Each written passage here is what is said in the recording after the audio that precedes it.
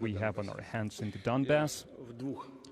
In a couple of words, I would like to remind you about what is happening there, how the situation was unfolding, even though you are perfectly aware of this, but still to have a big picture to help us to make decisions. So after coup d'etat in Ukraine in 2014, part of the population of this country, they didn't accept this coup d'etat. I would like to remind it that it was anti-constitutional and blood was spilled because during these events a lot of innocent people were killed because that was an armed coup d'etat and no one is denying that. So part of the citizens of this country, they didn't accept this coup. It concerned people who lived in Crimea, and also those people who were living and still live in the Donbass area. These people said that they are going to establish two independent republics, Donetsk People's Republic and Lugansk People's Republic. Starting from that moment, the confrontation between authorities in Kiev and people who live in this territory has begun, and I would like to draw your attention to the fact that Russia has done all we could to use peaceful tools, to use peaceful means to resolve all the differences. But despite these efforts, Kyiv authorities twice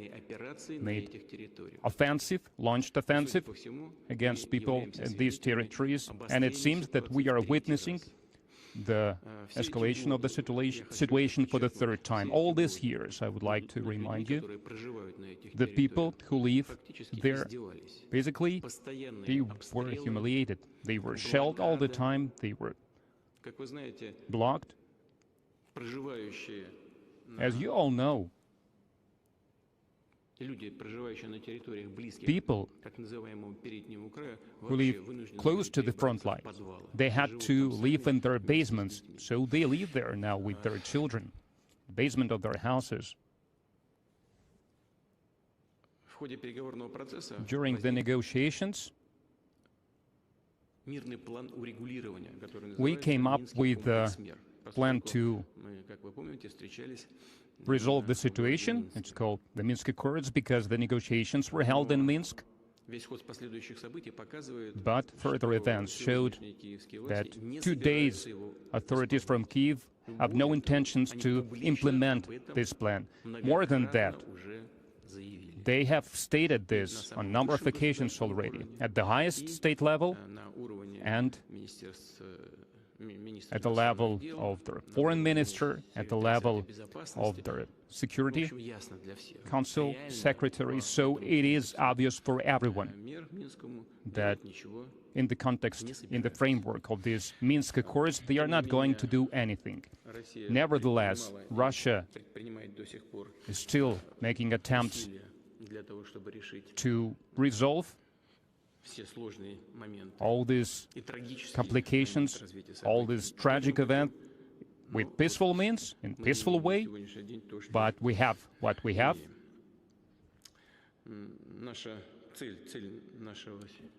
Our goal, the agenda for today's meeting is to hear everyone out and to come up with our further steps, next steps in this track. What I mean is the request from the heads of the Donetsk People's Republic and Lugansk People's Republic to recognize their sovereignty, their independence, and to restore statehood of the request made by the statehood of the Russian Federation about this. So they made a request for the head of state to do this, to recognize the independence and sovereignty of the Donetsk People's Republic and of the Lugansk People's Republic. At the same time, I would like to say that all these matters are closely related. These are different matters, but still they are closely related to the global problems of security in the world and in Europe in particular. Because using Ukraine as a tool of confrontation from our side, so to us, it is a big threat. That's exactly why in recent months, in the end of the year, we escalated our work with our counterparts in Washington and in NATO to come to an agreement about the security measures and to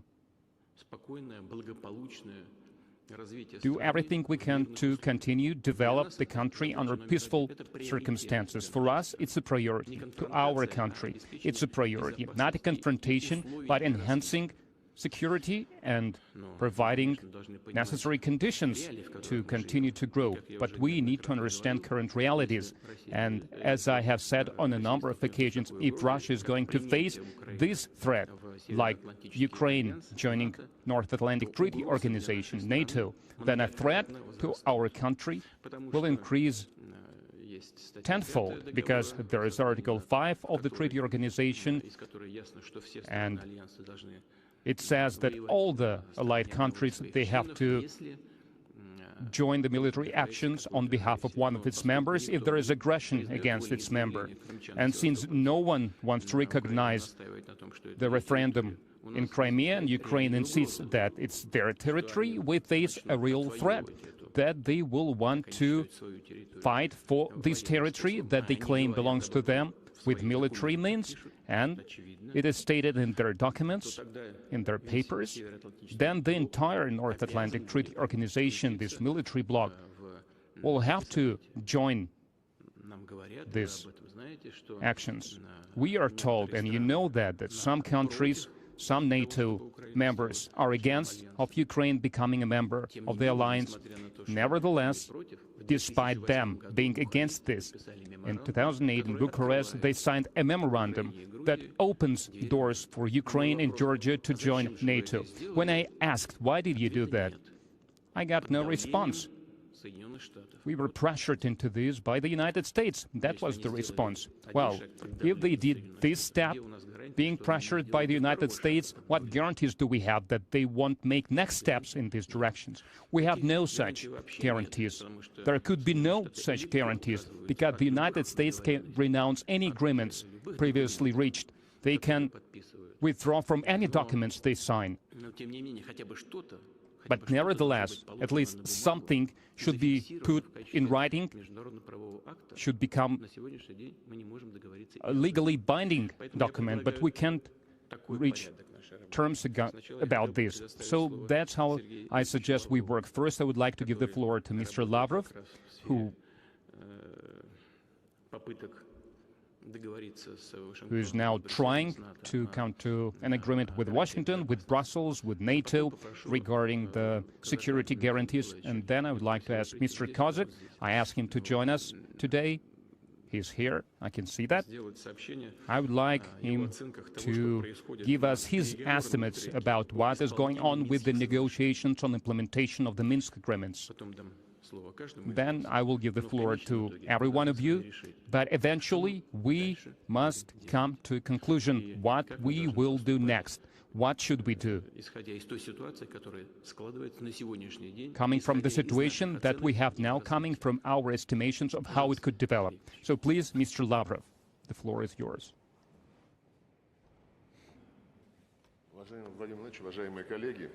Mr. Putin, dear colleagues, I reported to Mr. President a week ago. We prepared an estimation of the proposals on security guarantees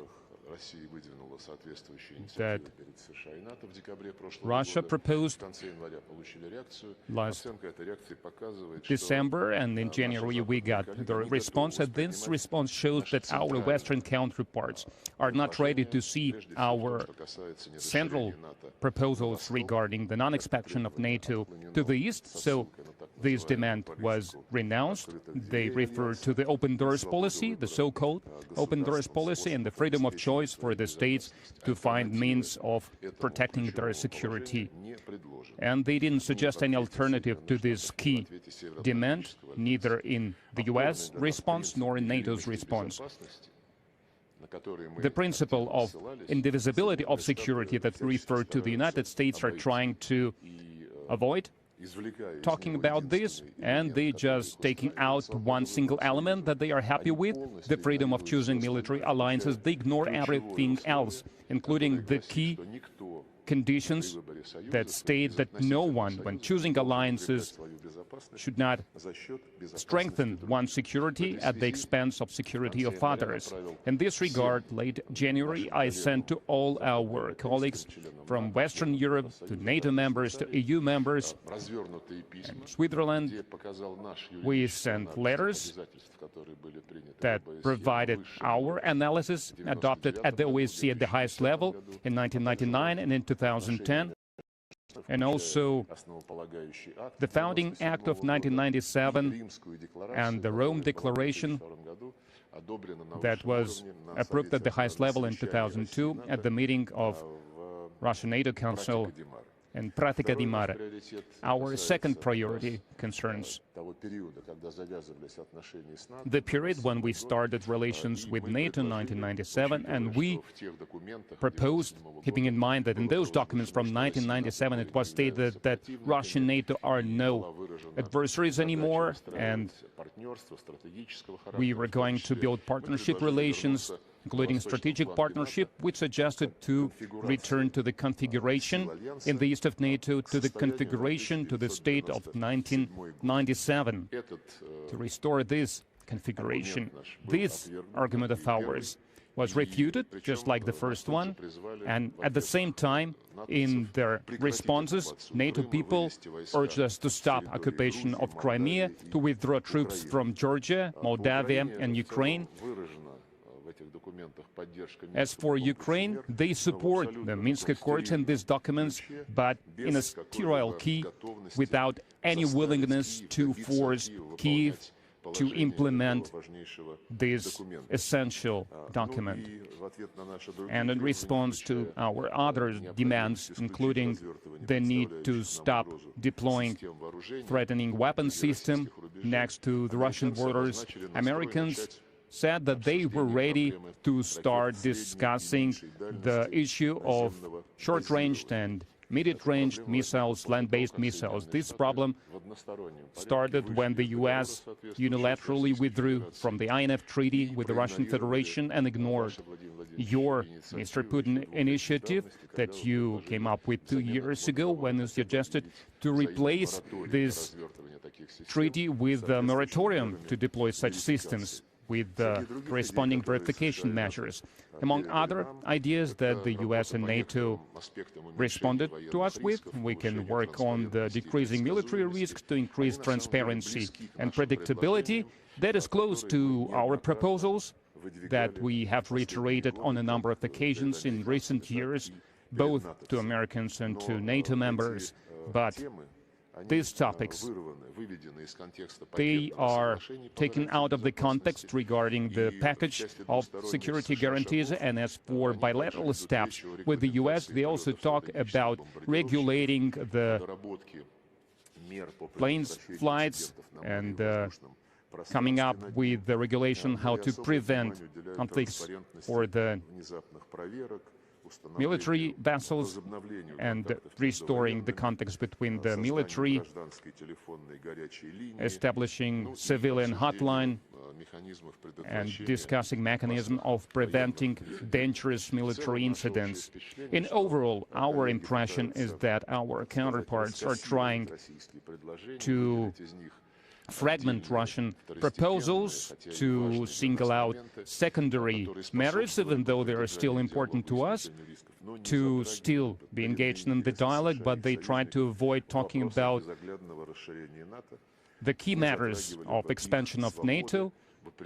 They don't want to limit their freedom regarding the configuration of the forces in the NATO space and the space around NATO territory, which is especially important in the context of the topic that Mr. President talked about, the start of any dialogue conditioned by our steps on de-escalating situation around Ukraine.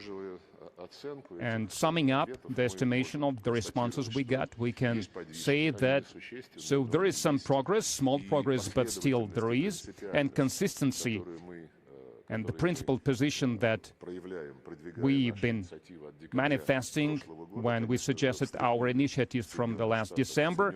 It shook up the United States and its allies, and it made them to start working on many items, many Russian proposals on de-escalating, on reducing the tension, military tension, and regarding a lot of matters in arms control. So in this context, we come from the assumption that we should continue this work, and we reacted to the document that we got from Washington and Brussels, but we only reacted to the U.S. proposals, first of all, because we consider the NATO track as auxiliary one, because NATO members are going to choose their next steps, first of all, and maybe even exclusively, depending on the Washington's position. And during the Munich conference on security matters, every person from the West was declaring its adherence to the unified position, and this unified position is created by the United States. And it only proves that we have to talk with Washington, and that's what we are doing. We have sent the response approved by you, a response to the American document we got. In our document, we emphasize the most important thing, that our proposals is not something like a menu you can choose items from, and that's not an ultimatum. But they are based on absolutely obvious thing, that the situation in the world can only be resolved in complex. You, Mr. Putin, emphasized that the Ukrainian crisis depends a lot on how the relations between the Russian Federation and the Western countries led by the United States are developing. That's why in our response we emphasize the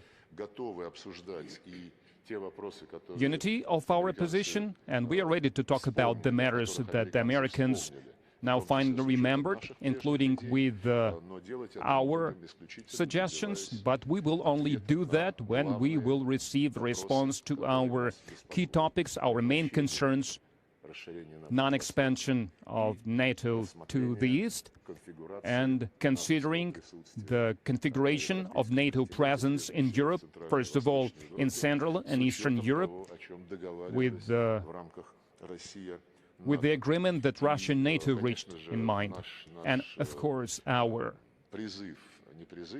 urge, not even an urge, demand really, to explain why these papers that were signed at the highest level, that no one is going to strengthen their security at the expense of security of others. So they are not just ignored, but a lot of our colleagues, they refuse to explain what they meant when their leaders signed that document.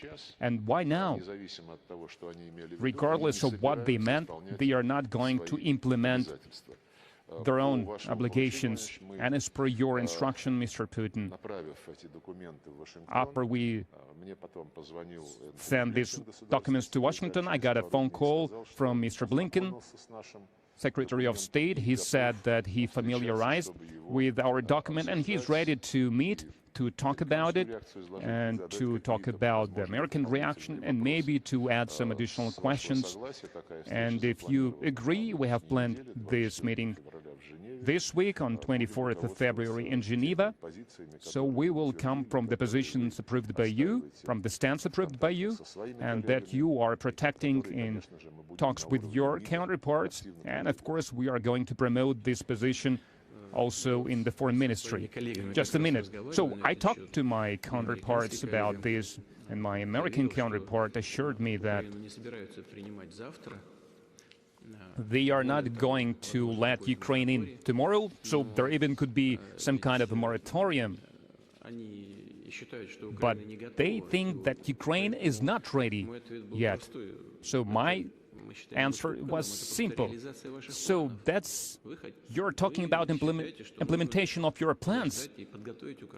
You just think that you need to take some time to prepare Ukraine. So that's not a moratorium for us. That's not a concession. So that's for you. So that's not a meeting halfway. That's not a step towards us. We talked twice with the president of France. So last night, even this morning, we talked until 2 a.m., and he assured me that there are some changes, some shifts in the American stance, but when I asked what are these changes, he didn't give me any answer. So I believe that first, we need to understand what are these changes, if there are any, because your counterpart, to the contrary, publicly stated that there are no changes regarding the principled matters about other countries joining NATO, about expansion of NATO. So there are no changes. Did I get that right? Despite a lot of publications in media, in Western media, of the classified documents that were discussed in the early 1990s between our Western counterparts among themselves or with us, and they state that there should be no intention. So when they talked to each other, they said they had no intention to expand NATO, to enlarge NATO. And despite that, Mr. Stoltenberg, Secretary General of NATO, is just refuting the facts, unclassified documents from the British archive and published in Der Spiegel. And despite all this, so they say they are not going to change, to weaken this policy of open doors, despite you said yourself on a number of occasions that there is no such policy. There is just an opportunity in the treaty. Agree, they can offer some country, any country, to join the alliance on two conditions, if it corresponds to the membership conditions and if it strengthens the security of the North Atlantic Treaty. So the second criteria is ignored, that we know already. But as for the new ideas, Americans and their allies can share with us. So we come from the assumption that, like you said to President Macron, first we need to understand what Americans actually mean, what they have in mind. And since our French counterparts, they tell us that they have this understanding of what Washington can talk to us. And today, like you agreed with President Macron yesterday, so I'm going to have a phone conversation with the French foreign minister. And when we agreed about the time of this phone conversation, I asked the French foreign ministry to make sure that this conversation, my counterpart, would clarify what Americans are going to discuss with us. Please.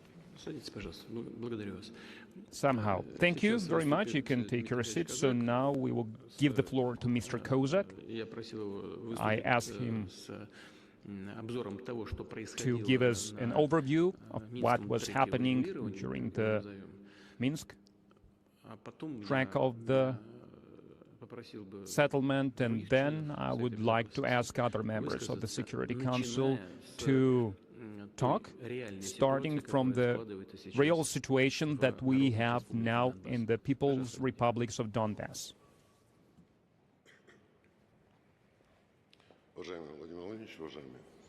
Mr. President, colleagues, I won't delve into details of these extremely complex talks. If you could be a little louder. And today it's obvious that Ukraine or its Western allies don't need Donbass on any conditions. They want to freeze this conflict and to blame Russia politically, and they've already are successful about this. The West believes that Russia is responsible for this conflict, and to blame Russia for the economic consequences for Donbass. And you all know how much it costs us to provide humanitarian aid to these territories. And just some recent figures. Our state program has some issues, and lately we've had a spike in economic rise. And today we have 2.5 times more workplaces than workers available. And we are working to solve these economic issues.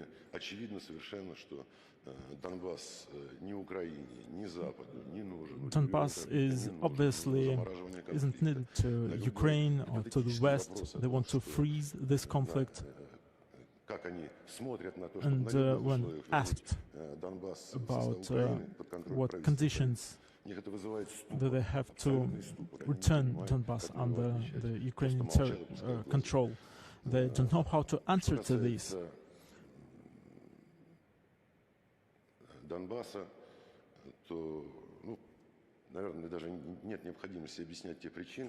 There is no need to talk about the reasons, economic. Oh, no. No, you just tell us about negotiations, about the Minsk Accord. So what state of affairs in this regard? The process hasn't gone anywhere. It's where it was in 2015.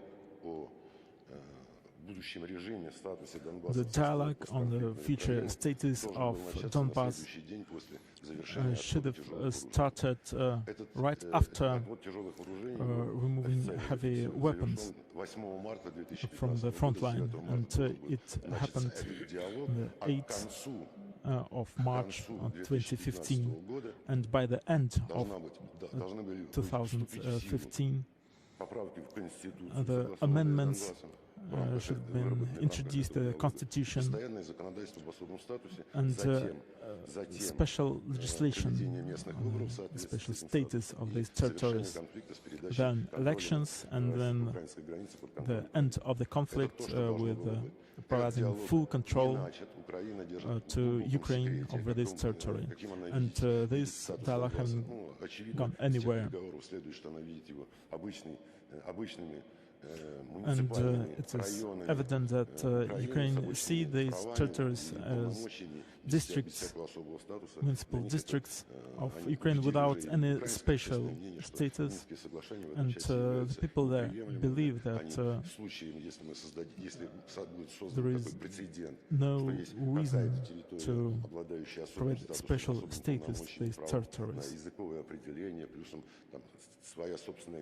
Don't want to give the right to the language or have their own police enforcement, and this may cause other territories to ask for such rights as well, because there is a demand for such rights in other regions of Ukraine.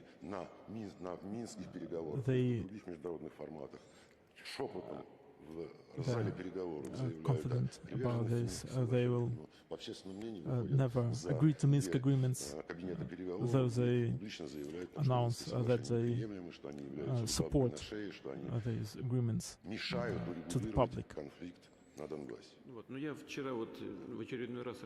Yesterday, I talked, like I said, again with my French counterpart, and he claims that the current leadership of Ukraine is ready to implement the Minsk Accords, and more than that, they are coming up with some new, fresh ideas of how they can be implemented, including the elections using the famous Steinmeier formula, the current president of Germany.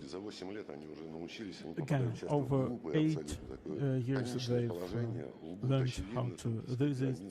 They're telling lies about Minsk agreements. We have all the documents in the Normandy format, and there is something written there, and they say that this really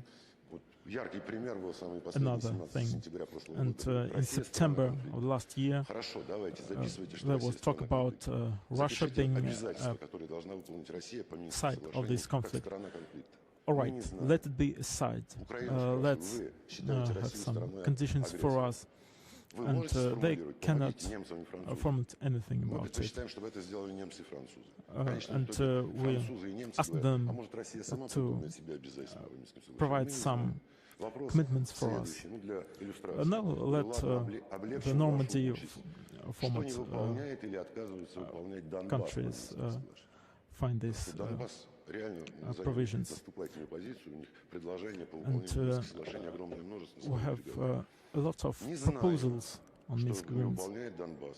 And we can't formulate what Donbass isn't doing. So why is that they don't know that what Donbass is not doing under Minsk Accords? Yes, they don't know what are Russia's commitments or Donbass's. And could you please clear this thing out about item 9, 11, and 12? Because it says there that these decisions must be made in consultation and in dialogue with these republics.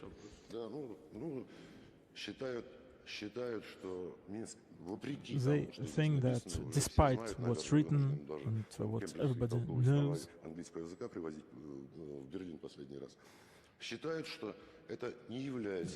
they think that this isn't a requirement for direct dialogue between Ukraine and Donbass. So the things that are there about the dialogue, about consultation, they think it doesn't mean to be in direct dialogue.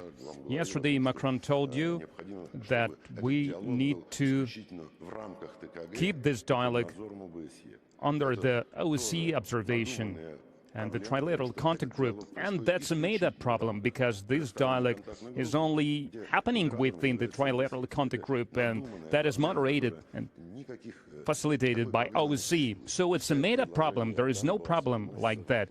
All the suggestions made regarding the Donbass are made through the Trilateral Group, and we are trying to discuss it with the OSCE, but Ukrainian representatives, while the Donbass representatives are saying something, they turn their heads away. They don't listen. And when they are asked to respond, they say, if Russia is asking something, we will respond. And when Russia is asking, when will you amend the constitution? Because about 2 years ago in Berlin, we asked that, when are you going to amend the constitution in accordance with the Minsk Accords? The very next day in Ukraine, they started the hysteria that Russia is interfering with internal affairs of Ukraine. They are making ultimatums about amending the constitution of Ukraine, which is sovereign right of Ukraine, and no one has any right to interfere with that. So did I get that right? That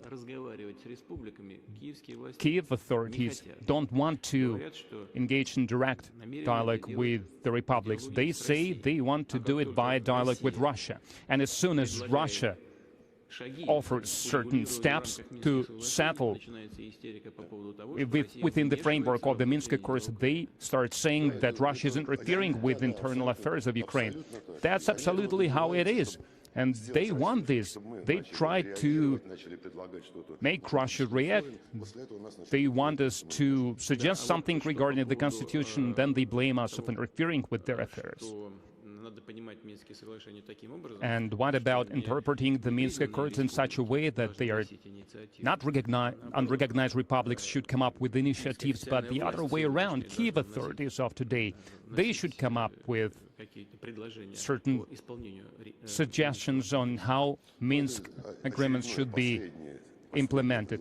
That was the last suggestion, last proposal they did on February 10th in Berlin, so it was just some crazy, from legal point of view, suggestion about the initiative of amending Ukrainian law. So it should only come, the initiative should only come from Ukraine. Okay, so there is initiative, but this crazy idea of Ukraine, what you discussed yesterday with Macron, if the Donbass is coming up with some alternatives, will they consider this? We do not know, and they look away. Obviously, so their tactics of recent days, it's a clumsy, it's ridiculous tactics, but they are doing that every time. They are coming up with some new tricks every time, and it all comes down to the fact that Ukrainian suggestions about amending their constitution, about their law, no one can discuss that, because that's the sovereign right of Ukraine. If Russia does that, then that's interference. If the Donbass does that, then these are separatists who also don't have this right, can't exercise this right. So unexpectedly, this stance was supported by France yesterday. And that key item of the Minsk agreements that states that all these changes, including amendments of the constitution, it must be agreed with DPR and LPR, they are being ignored. They are being ignored. They come up with all kinds of tricks, and these tricks, these schemes are really stupid from legal point of view.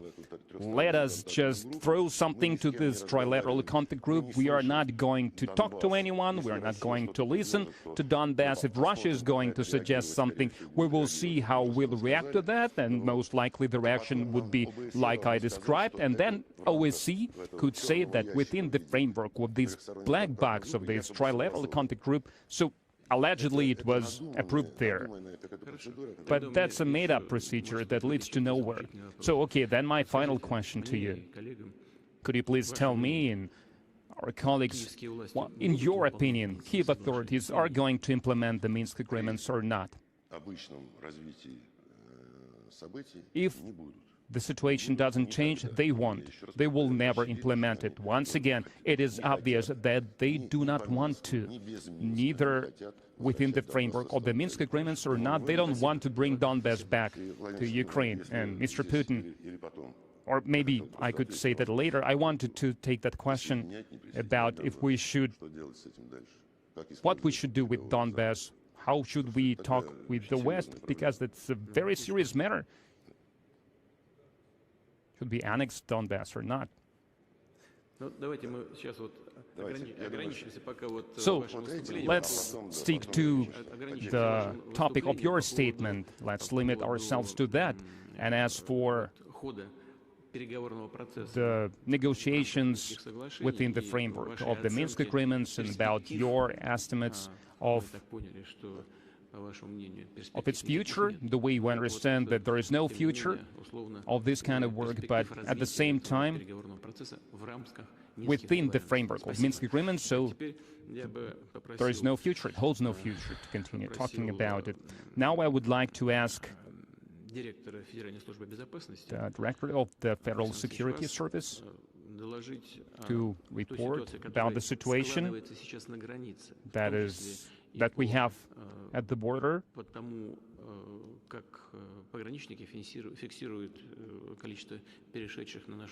and about refugees who are crossing the border now, and about the situation at the border in general. Mr. Putin, we can see how the situation is getting worse in those two republics, Donetsk People's Republic and Lugansk People's Republic. The Shelling has intensified, which is a threat to the lives of the civilians. So keeping this in mind, refugees started moving towards the border with Russia, and as per 9 a.m. today, from Donetsk and Lugansk People's Republics, 68.5 thousand civilians moved towards the border. That's the information we got from the border guards, and we work in contact with the regional authorities that work with refugees, and that's first. And secondly, we can see that the result of intensified shelling by Ukrainian military of Donetsk and Lugansk People's Republics, there are some cases when shells hit the territory of the Russian Federation, first of all, the Rostov region, and keeping that in mind, both us and the investigative committee of the Russian Federation, so we have launched a probe into that. And secondly, early this morning, two groups of saboteurs tried to trespass the border of Russia, and as a result of the firefight between them and our border troops, border guards, these two groups were destroyed. One of the servicemen was captured, so now we continue to work. In this regard, the situation at the border is stable, so we are monitoring the situation, and we have enhanced our border guards, and we work with the local police and border troops. Thank you, Mr. Shoigu. I know that the Defense Ministry of the Russian Federation is following the developments in the conflict zone, so please, if we could hear out your estimates.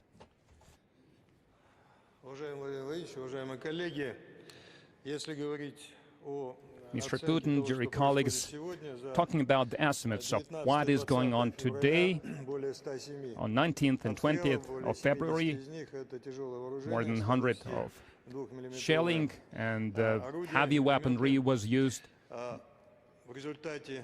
mortars as a result of the actions both from the saboteurs and artillery. Donetsk, so they have run out of water. At least 90% of the city population have no access to water. As for Lugansk, 2/3 of the city, they have no gas. And practically all the people who lived along the contact line, so they were forced to evacuate, and a small portion of the people who had to stay there, who had to continue working there, because there are some enterprises that can't be stopped. Unfortunately, they are suffering, and today at the bus stop, as a result of shell bomb hitting it, one miner was killed. And in total, over the night, if we talk about all the directions, more than 40 instances of shelling were registered. In our understanding, the way we see it, and the reports we get from the experts, it is done. So the certain goals are shelled, so that's not just a random fire, so they know what they want to hit, and they aim these particular targets. And I would like to briefly report to you about what is amassed next to the borders with Lugansk and Donetsk People's Republic. So, next to the borders, thousands of troops, as a result of your negotiations, lengthy negotiations about the security measures, the troops and heavy weaponry, first of all, they were supposed to be withdrawn from the contact line to the fire range so that they couldn't reach the settlements there. And now we can see happening the contrary. So this heavy weaponry is brought back to these positions. So what we have there of today, 59,000 of troops. As for the weapons launchers,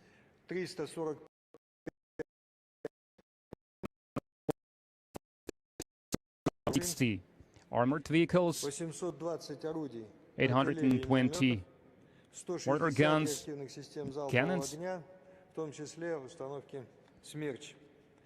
and the Smerch systems. And I also would like to draw your attention to the fact that this does not include those nationalist battalions.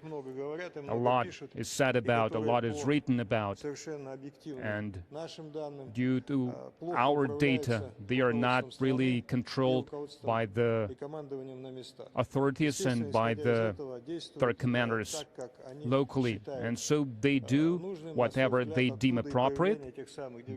That's why we have these saboteurs that emerge in various places, and that's why we witness terrorist attacks, car bombings, power station or gas pipeline, blowing up of this infrastructure. And I would also like to draw the attention of the members of the Security Council to the statement made by Mr. Zelensky that they would like to return the status of the nuclear country. I won't say nuclear power, but country. That is a very dangerous thing. First, because while they were part of the Soviet Union, they have the necessary infrastructure to build such weapons, not only weapons, but carriers for such a weapon. And incidentally, if we talk about tactical nuclear weapons in Germany, so there still are, and it can also be brought and used with the carriers that already exist. I already said about point use, so these launchers could be used for this kind of weaponry. So they have know-how, they have experts, they have trained personnel, and so they're much closer to using this kind of weapon than Iran and North Korea that is being discussed at various levels. And so there are a lot of agreements about trying to denuclearize these states. And adding to this are those nationalist units, battalions that are created across the entire country, across Ukraine, and it's no secret to anyone. They are controlling the situation that emerges in various districts, in various cities of Ukraine. What I mean is everything related to the ultra-radical nationalist views and statements regarding Donetsk and Lugansk and Crimea, and of course in regard of our country. In overall, the situation is very tense. Starting from February 14th, we observe the efforts to basically bring the upper level of this military readiness pyramid, so they are reaching this stage, which says that they either prepare large-scale serious provocation or they want to resolve the Donbass matter with force, at the very least. So we can see the heavy machinery and artillery being relocated and changing the radio frequency in their radio talks, and other than that, everything that is related, or first of all related to the activities at the front line.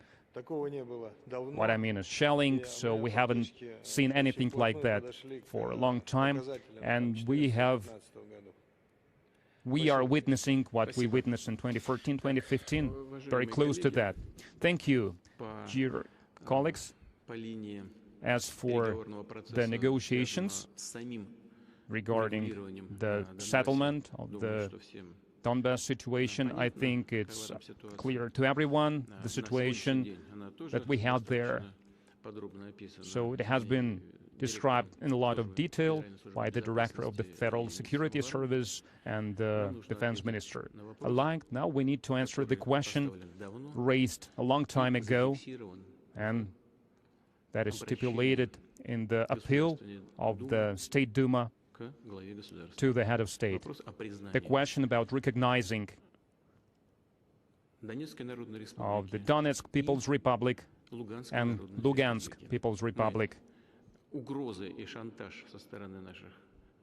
All the threats and blackmail that we see from the West, we see it, we know why they do it, but we also see the situation that we have now. Mr. Medvedev.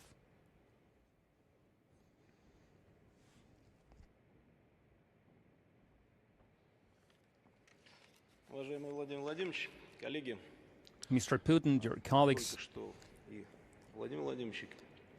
Mr. Putin and other speakers, they gave us characteristics of the situation that we have, and if we talk about security of our country, what I mean is attempt by the North Atlantic Treaty Organization and the United States of America to redraw the world map to their benefit, to try to come close to our borders and basically to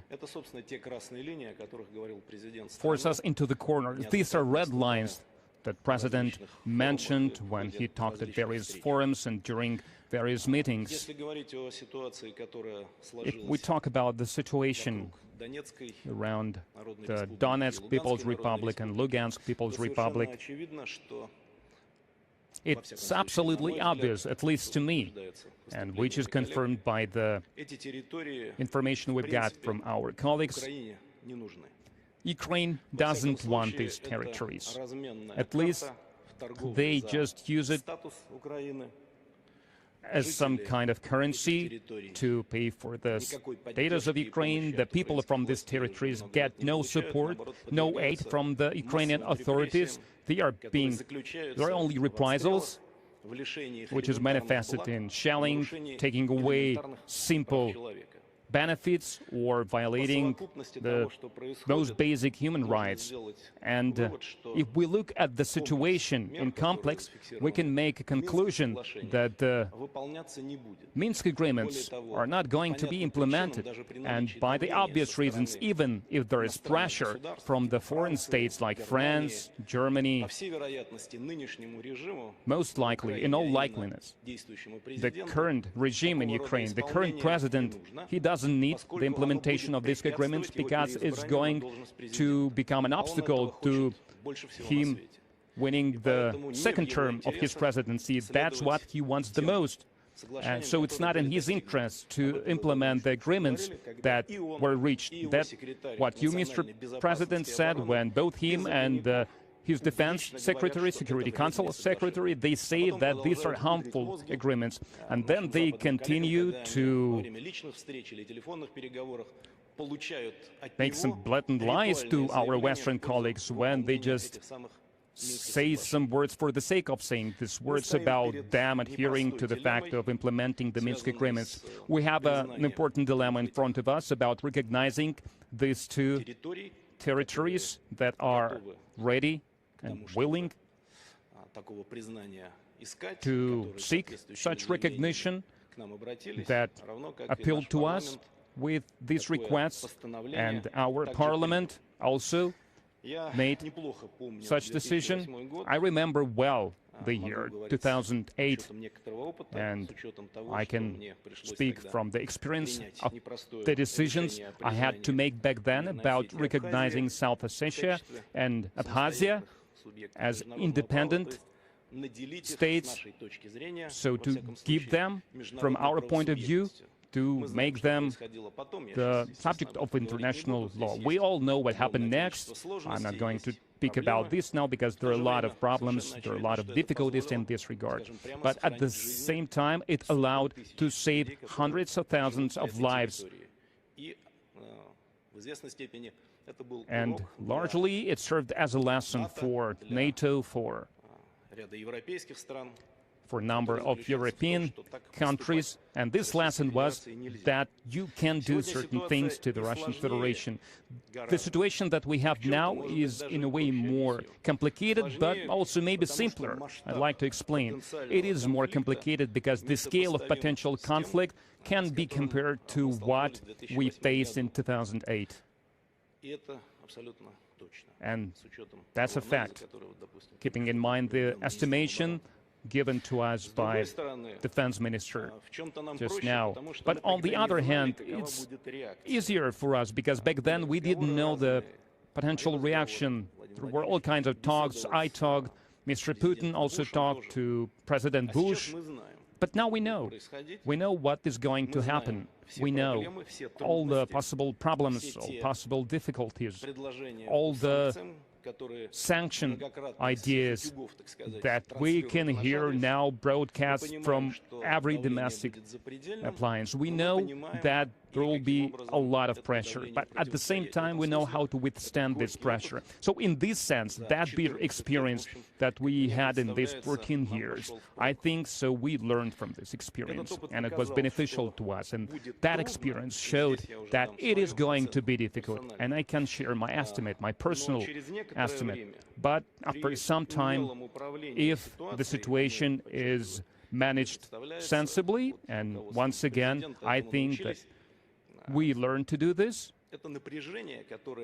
with the help of our president. This tension that is literally vibrating around our country, one way or another, it is going to decrease. It is not going to happen in one moment, but that's how the history works, history of mankind, that sooner or later people get tired from such situations, and they will be the ones to ask us to go back to negotiations, to talks regarding all the matters of strategic security. And you know, like Bulgakov wrote in his famous work, you should never ask for anything. They will come and they will offer you everything. So that's how things turned out and unfolded in 2008. They were the ones to come. They were the ones to restore the relations on all avenues, on all tracks. Because I have to be direct, I have to be frank. Russia, for international community, for our friends from the United States, from the European Union, Russia means much more than Ukraine, and everyone understands that, including Ukrainians. That's why, of course, we should try to avoid escalation, but the rules of this game are so that after some time, this situation about recognizing these territories, so it will calm down. Our experience shows that, proves that. I would like also to say something that has been said yet. It's a basic thing, but it's an essential thing, nevertheless. In those two unrecognized territories, there are about 800,000 Russian citizens live now. What I mean, not even the Russian world that we're trying to protect and help and support. I'm talking about the citizens of Russia. Citizens who live in a foreign state. These are our fellow citizens. These are not just people who speak Russian. They are citizens of our country. It is obvious to everyone that when some problems arise, for example, with American citizens, if someone gets captured somewhere, Americans, they will launch a special operation to rescue them. So the way I see it, as being members of the Security Council, we cannot ignore this fact. That's why, in my opinion, if the situation will continue to unfold in such a way I have just described, and we see no signs of improvement, then the only way out is to recognize these territories as subjects of international law, which is something that the president of the country can do. But with all the signs we are witnessing, this situation is not going to improve. You said, Mr. Putin, and I think it is a very important thing to think about. We should hear it from our population, from our citizens, because we all share this one house, one home, and so there are a lot of complicated things, including military component, but from what I know, the vast majority of our citizens would support this step. Thank you. Thank you. Thank you, Mr. Medvedev. You can now take your seat. I would like to address everyone attending. Each one of you knows. And I would like to underscore this. I didn't discuss anything with any of you in advance. I didn't ask for your opinions beforehand. And what is happening now?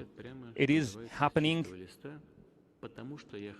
on the blank page, so to say, because I wanted to know your opinions without any preparation from your side.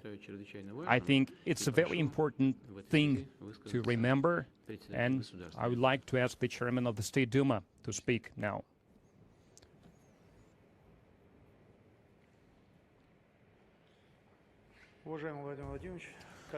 Mr. President, colleagues, the State Duma has agreed on a decision. We've weighted all possibilities, and the majority, 351 member, agreed to address President to recognize the Donetsk and Luhansk republics.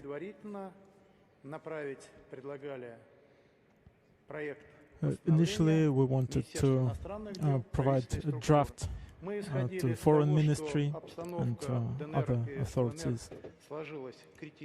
The situation in those republics is critical, and we had humanitarian concerns, first of all. The people are dying, this isn't going to end soon. And we believe that Kyiv is purposefully freezing the process. This is unacceptable. So, when making this decision, we took into account the fact that our citizens live there, and around 1,200,000 Russian-speaking people live there, and 800,000 acquired Russian citizenship. And over the last 8 years, the situation hasn't changed. And despite inviting other countries to the process, the Ukrainian side undermines all its undertakings, and we asked to recognize the Lugansk and Donetsk Republic. Thank you, Ms. Matvienko.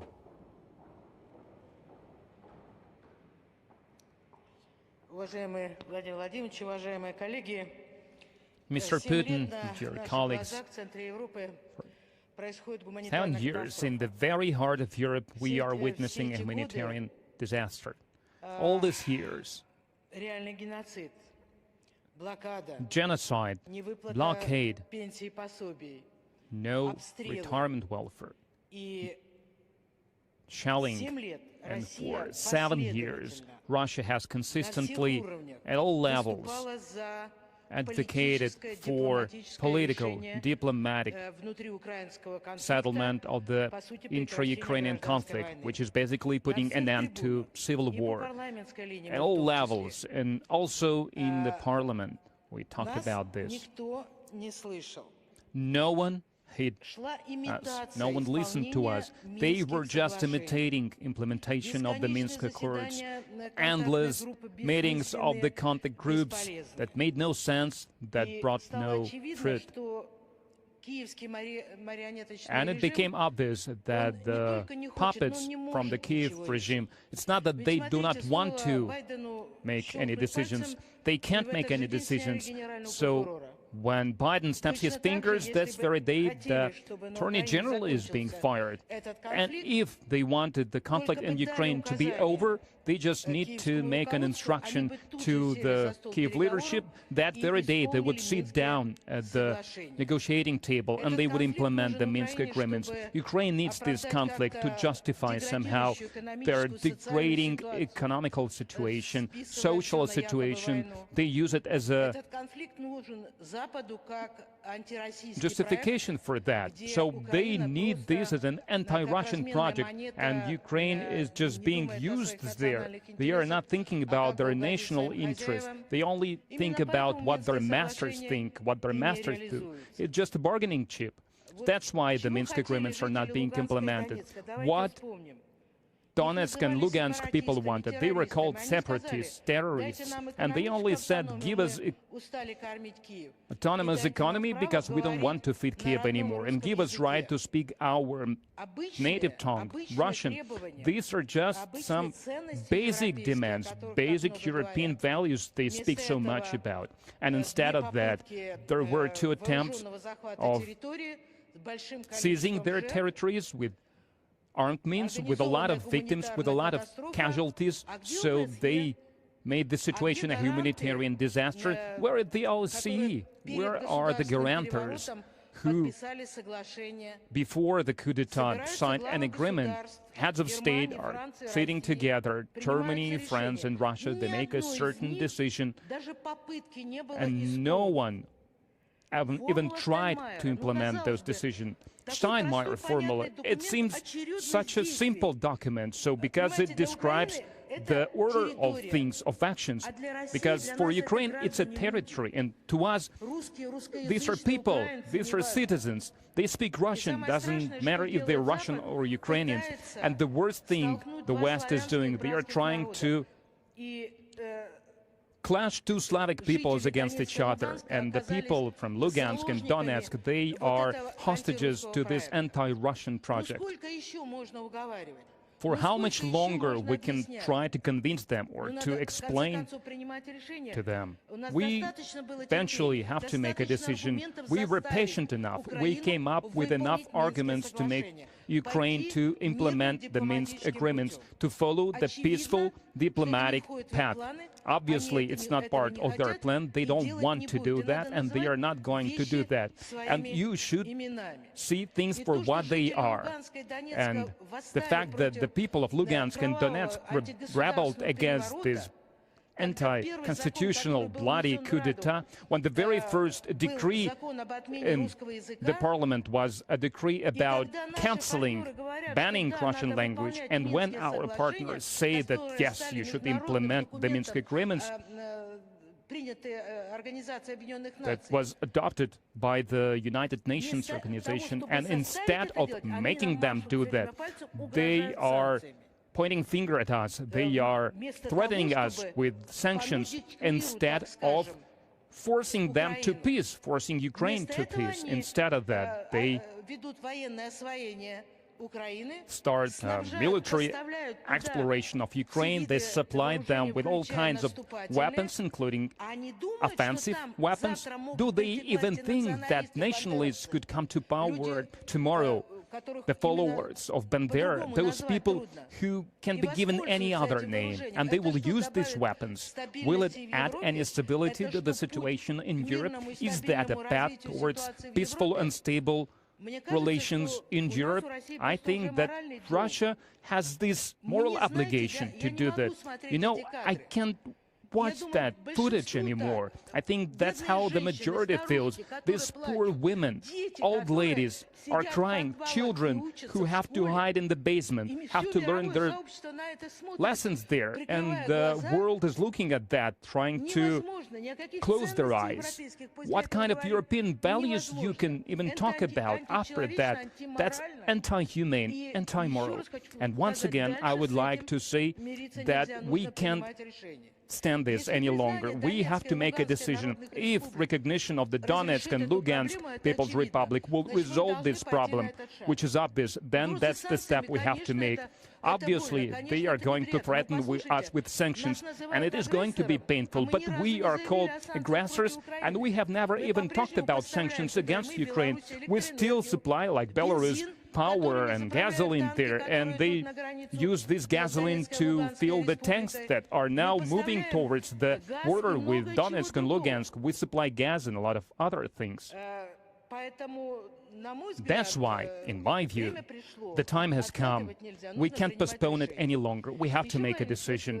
And another thing, just a couple of words. I'm sorry if I'm being too emotional, but in over 30 years of coexisting next to each other as independent states, what wrong did Russia ever do to Ukraine? We have supplied almost for free gas to them. We have never interfered, unlike the United States, who were stating that they spent $5 billion to change the regime, to topple the regime. We didn't interfere. So the Americans wanted to have Yushchenko elected unlawfully, and they did. We didn't interfere with the elections. We allowed the Ukrainian people to choose a president for themselves. All these 30 years, we have never had it on our agenda about unlawful handing Crimea and Sevastopol to Ukraine. Yes, it was harmful because more than 200 years ago, Catherine the Great signed a decree that Crimea are voluntarily becoming a part of the Russian Empire. For more than 200 years, the Black Sea Fleet is stationed there, which is older than some of the states. But we have never raised these topics. And we have to start protecting them, because battalions of the Bandera followers were walking there, marching there, and the people were burned alive. Police officers at Maidan were killed. People were burned alive in Odessa just to intimidate.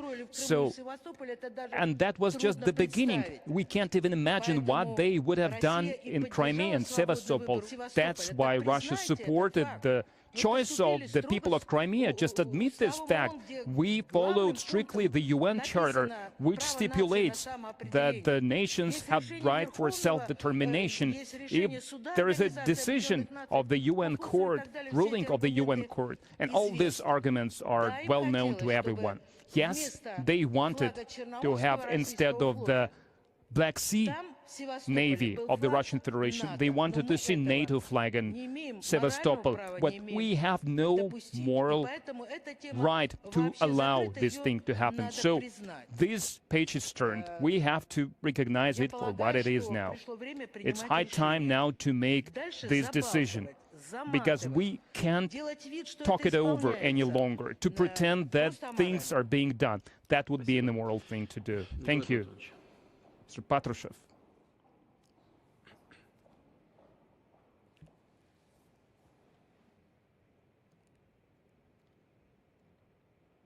And that's the line they pursue almost everywhere. So from the stance that we are their enemies. And I would like to underscore as well, we are saying that we are negotiating with NATO, we are negotiating with OSCE, we are negotiating with the European Union, with the heads of European states. We need to negotiate, but the negotiations should be done with the United States. Everyone else, the rest, they will do what the US tells them. That's what NATO does, OSCE, European Union, and so on and so forth. So the main negotiator with whom we need to talk is the states. Just look, Mr. Lavrov says they want to have another summit between the President of the United States, Biden, and President of Russia, Putin. And they don't say what topics they want to discuss, just a summit to talk about something, just to say that we are engaged in dialogue and so on. But we don't need plain talks anymore. We need to achieve concrete goals. because they are hiding what is their agenda, what is their goal, which is destroying the Russian Federation, make it collapse.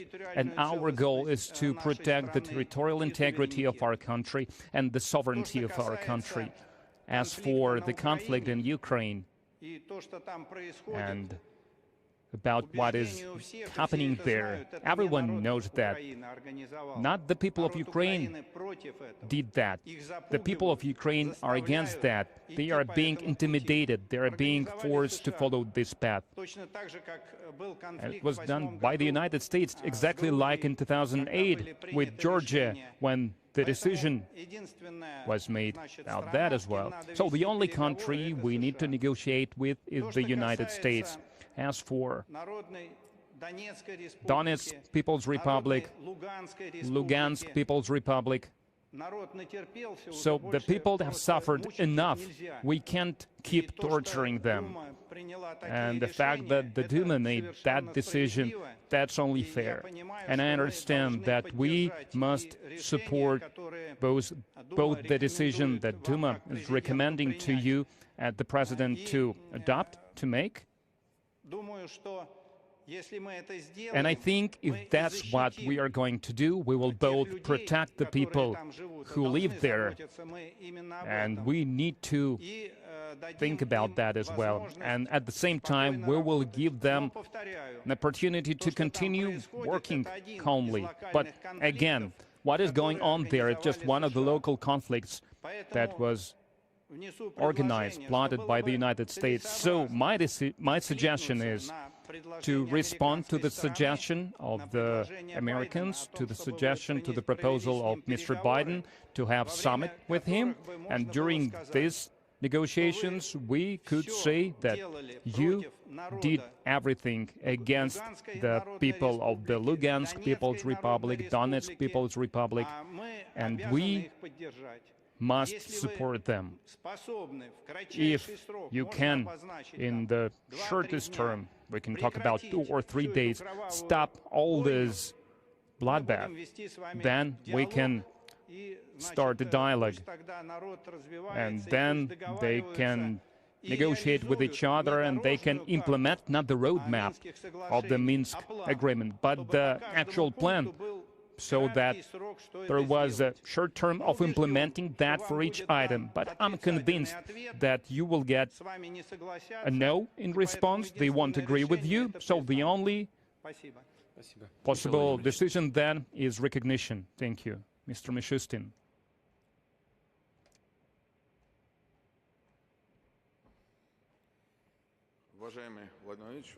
Mr. President, colleagues, for many months we've been preparing for a possible reaction on recognizing the Donetsk and Luhansk republics and the analysis of all risks we can encounter if we do this.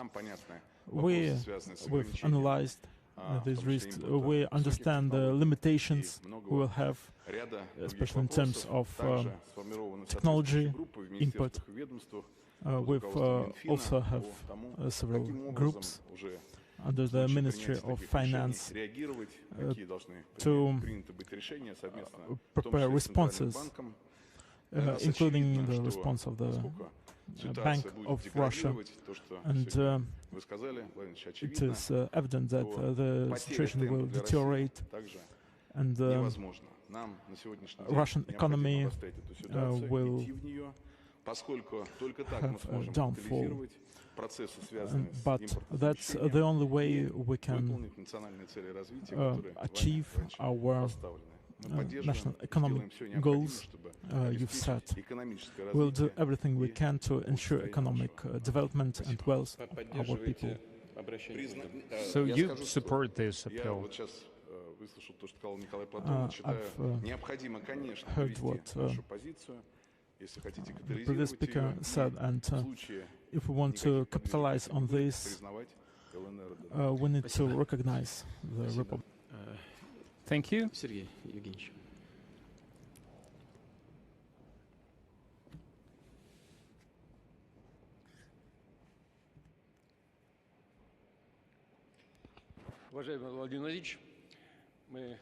Mr. Putin, for a long time now, we see this, and I'm reporting to you about the fact that the current authorities of Ukraine are not planning to implement the Minsk Agreement. President of Ukraine and in his inner circle, he says, and both, he can say whatever he wants publicly about the Minsk Agreement. He can say that they want to adhere to the Minsk Agreement, but in reality, he's not going to implement them. And the same with during conversations with the Western leaders. If there is no media during this conversation, he says it openly that we can't implement the Minsk Agreement for the current Ukrainian authorities. The authorities, they think more about the authority, about the power, than it is more important to them than resolve this conflict between the Kiev regime and the Donbass. And if we look at how the situation is developing in Ukraine, I can say that this idea about the Russian authorities' plan to invade the territory of Ukraine, so this claim was designed in the State Department of the United States, devised there, and it was escalated to the levels that it reminds a propaganda of war now. And it was made to attempt to provoke Kiev regime to a new attempt, to another attempt to resolve the Donbass problem via military means. And we cannot allow this. We have no right to allow this, as it's been said, because people live there, and there are 4 million of them, some 4 million of them. People who want to speak Russian, think in Russian, who want to honor the history, to honor the heroes who protected their land for many, many years.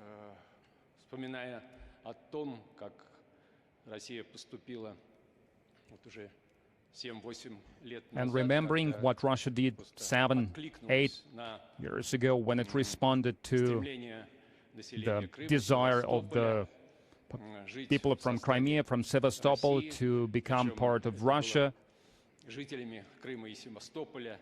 and people of Crimea and Sevastopol, so they expressed their opinion during the most democratic procedure, during a referendum. And I think that in this situation, we must... I would like to agree with what Mr. Patrushev said, with his suggestion that we can give our Western partners the last chance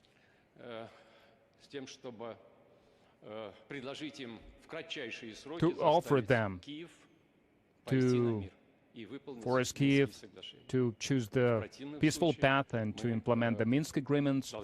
Otherwise, we have to make the decision we are discussing today. What do you mean otherwise? You want us to start the negotiations? Or you want us to recognize the sovereignty? Just say it directly. I would support the suggestion about recognition.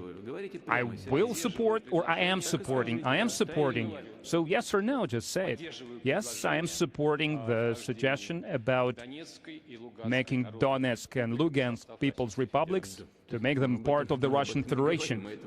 That's not what we are talking about. That's not what we are discussing. We are talking about recognizing them as independent entities. Yes or no?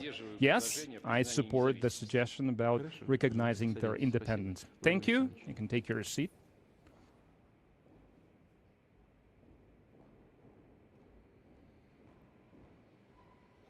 Mr.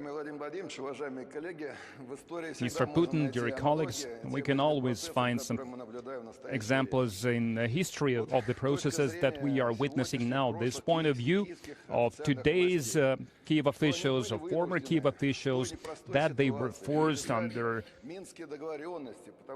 dire circumstances to sign the Minsk agreements because they were forced into the corner. So because the Minsk agreement is like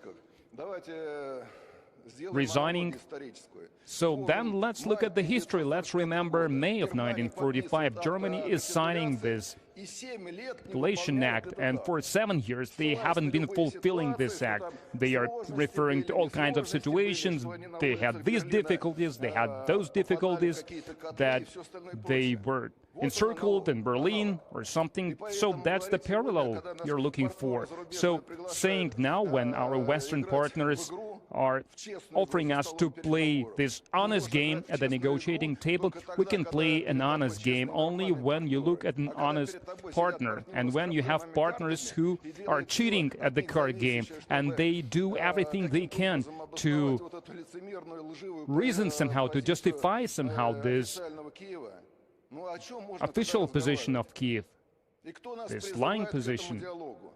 Then what can we say? And who wants us to engage in a dialogue? Our Western partners who are just showing up, some white powder. They were bombing Iraq. They made a bloodbath in there, and now they want us to engage in a dialogue. So there is no other way. We have to recognize these republics, but I would like to amend it a little. We should recognize them within the borders, and the peoples of these republics lived before the occupation by the armed forces of Ukraine, from Mariupol and ending with the historical borders. Thank you. As for negotiations, Mr. Kazak said that we are deadlocked. For 8 years we have been negotiating, so that's something to remember.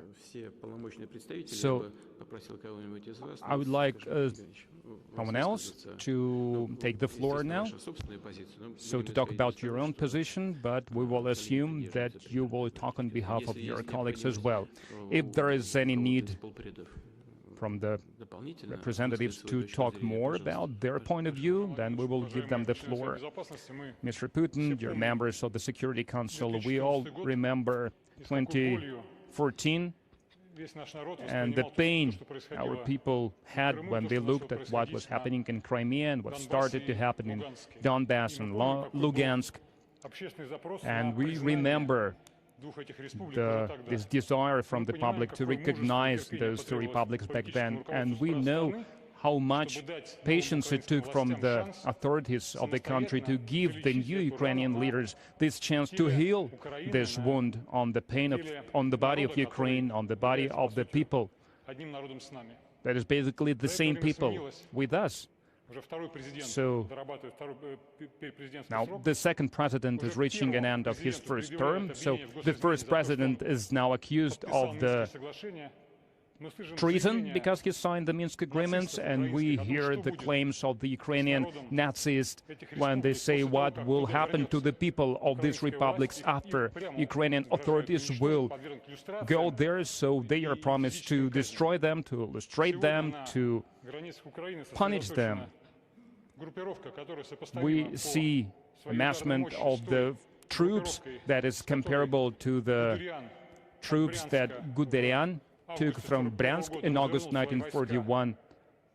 So these were troops he took to Donbass back then, and at the same time Russia is being accused of being too aggressive. Maybe we are protecting the lives of fellow citizens too aggressively. So I think we must recognize Lugansk and Donbass. So now I would like to ask everyone attending, do we have any diverging points of view or any opinions, diverging opinions about the matters that we are discussing now? No? I know the position of the Foreign Ministry, of the Defense Ministry, of FSB, but still I would like to ask you, Mr. Lavrov, please.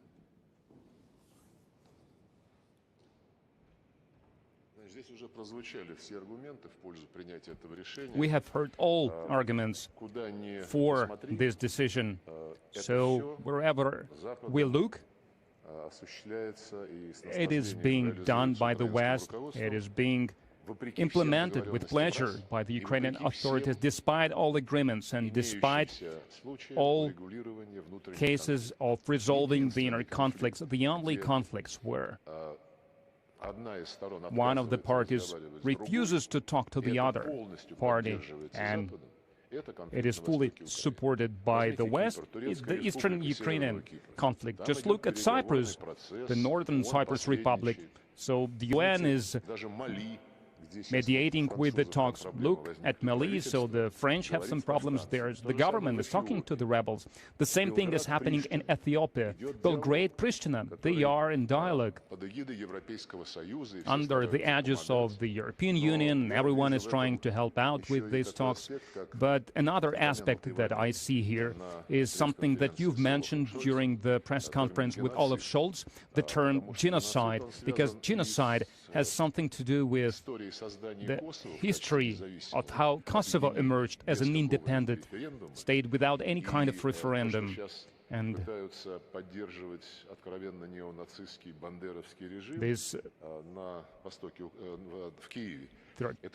they're trying to support neo-Nazis, the Bandera followers. Also, that's how it manifests.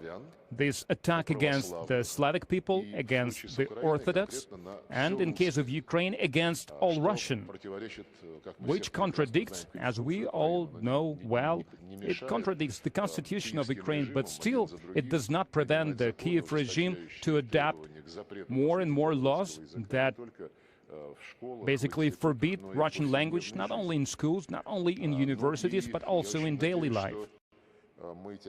And I really hope that we will send a very strong message to the Russian world. We can't just look idly at how our fellow compatriots, our citizens, are being humiliated. I see no other way. As for the suggestion to give them 2 or 3 days to the West for them to change their minds, so it's up to everyone's taste, but I don't think it will change anything. Thank you. Thank you, Mr. Shoigu.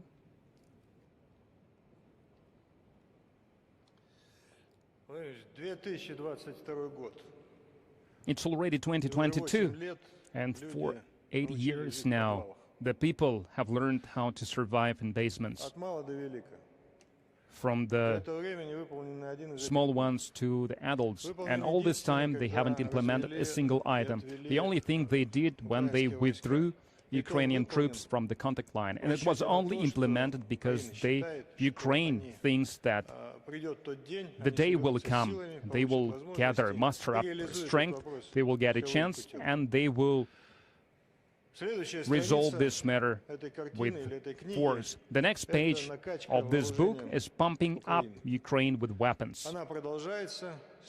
It continues with no one knows what the goal is, no one knows what the idea is. They have so much weaponry, so many weapons, that it will be enough to resolve all kinds of conflicts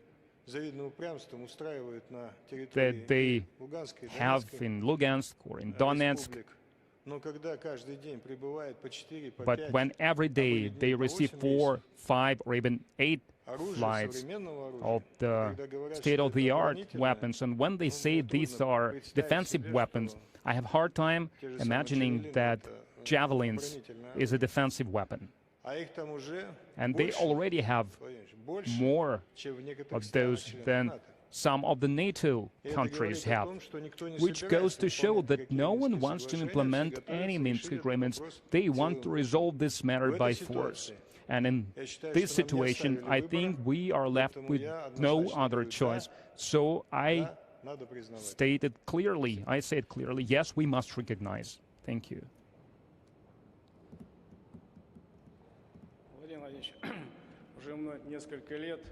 Mr. Putin, for years now, Donetsk and Lugansk People's Republic and peoples of these republics, they look at Russia with hope, and they ask the Russian Federation to protect them and hope to live, to work, to raise their children, to live in peace. And I'm convinced, I'm positive that we need help them to exercise this right and to protect them. I'm convinced that making a decision about recognizing these republics will help. We will help them to fulfill this hope.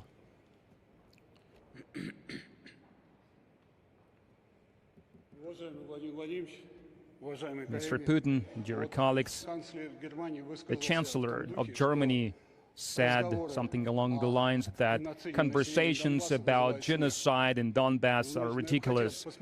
I would like to look at him. If German people lived there and daily were shelled, what would he say? Would he laugh at it or not? And we discussed that the Ukrainian authorities are ready to implement the Minsk agreements, and the colleagues are saying the right thing. They are stating, and Zelensky is stating, that he's ready to prepare a nuclear arsenal. Then what will happen? We have no borders with Ukraine because we have borders with the Americans, because they are the masters, and the rest are just puppets and pumping them with weapons, creating the nuclear arsenal in there. So we will remember about it in the future. So I think we need to move forward to continue protecting our country. That's all I have to say. Thank you. Thank you, dear colleagues. I have heard your opinions.